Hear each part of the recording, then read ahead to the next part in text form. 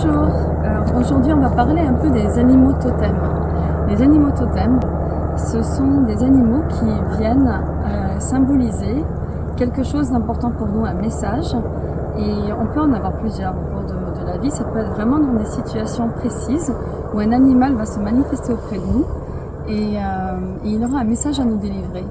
Ça arrive souvent lorsqu'on est dans un moment paisible ou un moment de tranquillité qui va apparaître. Je sais que ça arrive souvent en fin de mes séances. Il arrive qu'un animal comme ça surgisse, même de façon inattendue. Ça peut être une fourmi d'un coup, ou une menthe religieuse, ou un oiseau au bord de la fenêtre, ou un papillon. Voilà, ça va venir pour la personne à un moment précis, lui symboliser quelque chose de précis.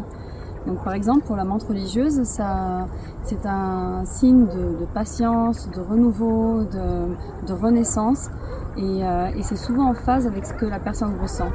Vous me mettrez en commentaire si vous trouvez récemment des animaux qui se manifestent dans votre vie et je pourrais vous dire ce qu'ils représentent, leur signification.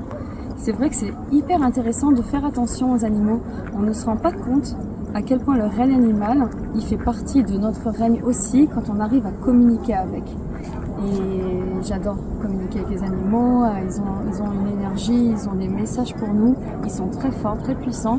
Et l'homme apprend, est en train d'apprendre au fur et à mesure à communiquer et à recevoir les messages de ces animaux sublimes.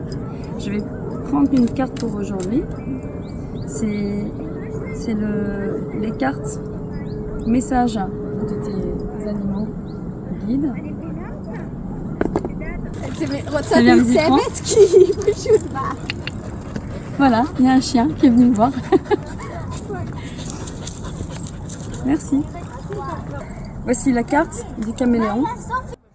Alors on a la carte du caméléon qui dit, en gros il faut rester dans le fond, il faut observer et s'adapter à la situation avant de sauter à l'eau. Donc le grand message, ça va être de contempler la situation, de réfléchir, de peser le pour, le contre, sans être passif, mais au moins prendre assez de recul. Et après, une fois qu'on a tous les éléments en main, être focalisé pour pouvoir agir et aller de l'avant. Merci.